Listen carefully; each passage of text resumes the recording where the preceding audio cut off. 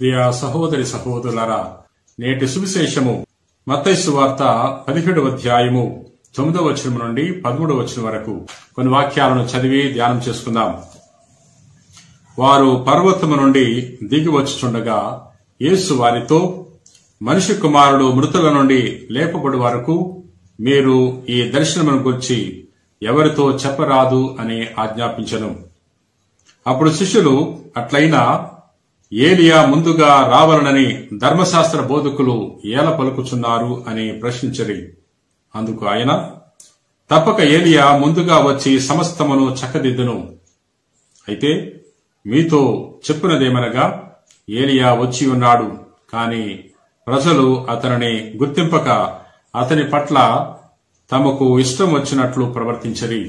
శిష్యులు ప్రభుని అడుగుతున్నారు, ఎందుకు ధర్మశాస్త్ర బోధకులు మెస్సియా రాకడకు ముందు ఏలియా మరలా వస్తాడు, మరలా వచ్చి ప్రజలను తీర్చిదిద్దుతాడు, సమస్తాన్ని చక్కదిద్దుతాడు అని తెలియజేస్తున్నారన్నప్పుడు ప్రభు చెప్తున్నాడు, అది వాస్తవమే. ఏలియా వచ్చి ఉన్నాడు, కానీ ప్రజలు గుర్తించలేదు అనే విషయాన్ని తెలియజేస్తున్నాడు. ఇక్కడ బాప్తిస్మ యోహాను గారే ఏలియా అనే విషయాన్ని ప్రభు తన శిష్యులకు తెలియజేస్తున్నాడు. ప్రియ సహోదరి సహోదరులారా, మలాకీ ప్రవక్త తన గ్రంథములో 4వ అధ్యాయము 5వ వచనంలో ఏలియా ప్రవక్త మరలా వస్తాడు, సమస్తాన్ని చక్కదిద్దుతాడు, మెస్సియా రాకడకు ముందు ప్రజలను సిద్ధం చేస్తాడు అని ప్రవచించి ఉన్నాడు. ఆ ప్రవచనము బాప్తిస్మ యోహాను గారి ద్వారా నెరవేరింది. గాబ్రియల్ సంరక్షకుడు కూడా జకర్యాకు తెలియజేస్తున్నాడు. జకర్యాకు దర్శనమిచ్చి ఈ విధంగా తెలియజేస్తున్నాడు, దేవుడు నీ ప్రార్థన ఆలకించాడు, నీ యొక్క భార్య గర్భము ధరించి కుమారుని కంటుంది, అతనికి యోహాను అని పేరు పెట్టుము. అతడు ఏలియా పొందుకున్న ఆత్మను పొందుకుంటాడు, ఏలియా పొందుకున్న శక్తిని పొందుకుంటాడు అని తెలియచేసి ఉన్నాడు. ప్రియ సహోదరి సహోదరులారా, మరి ఏలియా బాప్తిస్మ యోహాను రూపంలో వచ్చి ఉన్నాడు, కానీ ధర్మశాస్త్ర బోధకులు పరిసయ్యులు గుర్తించలేకపోయారు.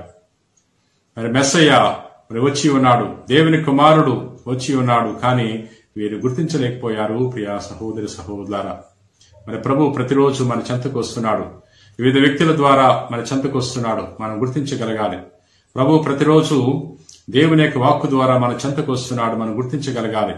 ప్రతిరోజు దీవ బలి పూజలో పాలు పంచుకున్నప్పుడు ప్రభు దివ్య ప్రసాదం ద్వారా మన చెంతకు వస్తున్నాడు, మనము గుర్తించగలగాలి. ప్రియ సహోదరి సహోదరులారా, ప్రార్థన చేసుకుందాం.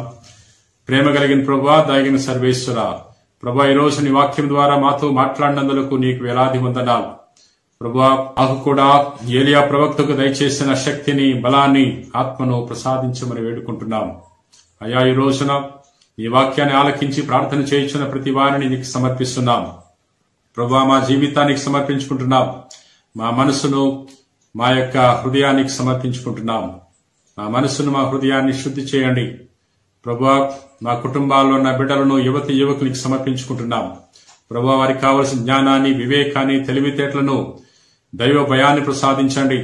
ప్రభువా, ఎవరైతే వివిధ రకాలైన వ్యాధి బాధలతో ఇబ్బంది పడుతున్నారు, అటువంటి వారందరినీ కూడా తాకి స్వస్థపరచమని మా నాథుడైన క్రీస్తు ద్వారా ఈ మనవి చేయించున్నాం తండ్రి.